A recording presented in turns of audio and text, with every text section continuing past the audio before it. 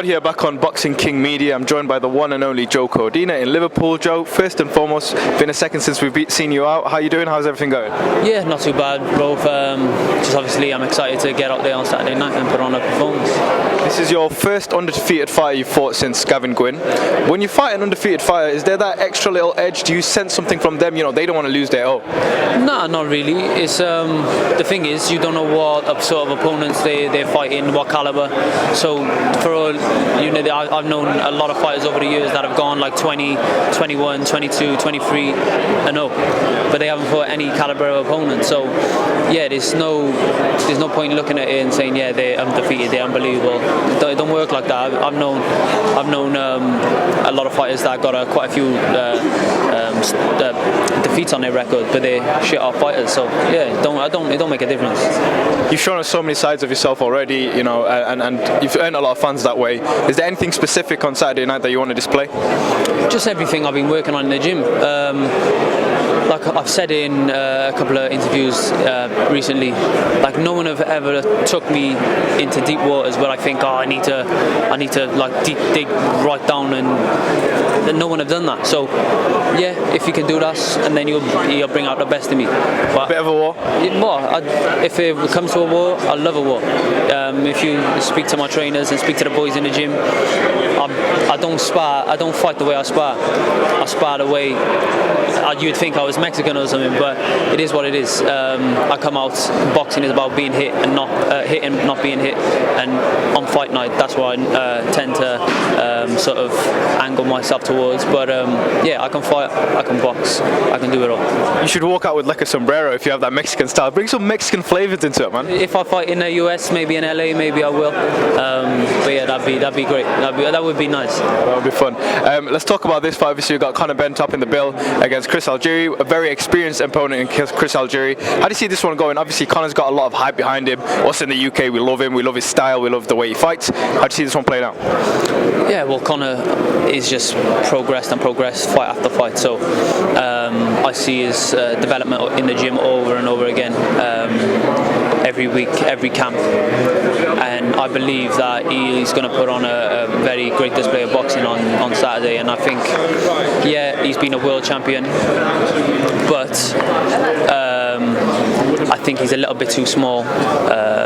Chris Algieri, he's not a fully fledged welterweight. Conor is. He was a world champion at light welter.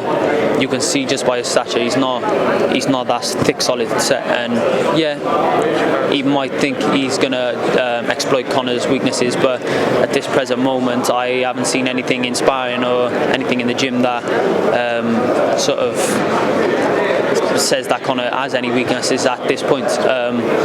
Especially over the last few fights, he just progressed and progressed. So yeah, I think Conor puts on an amazing performance on Saturday and gets a W and moves on to bigger and better things.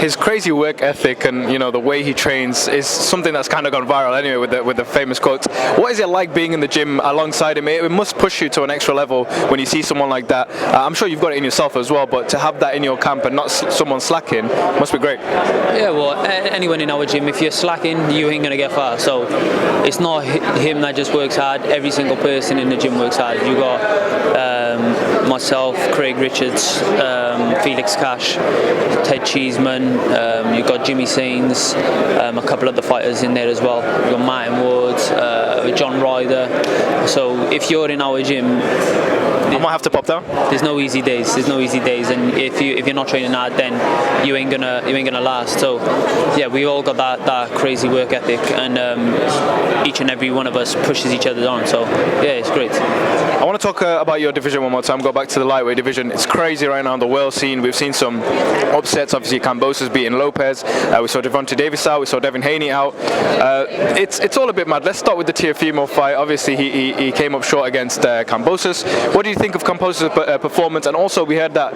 he had some sort of chest problem afterwards. What did you think of the whole event as a whole?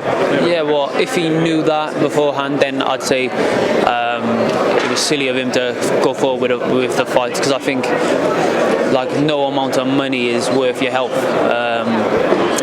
So yeah, I just think if he knew that beforehand, then I think that's silly of him to do. But I think also he did underestimate George Gamboz's too. I've sparred George Gamboz's and he's a good fighter. So I know firsthand, I knew it wasn't going to be an easy night work.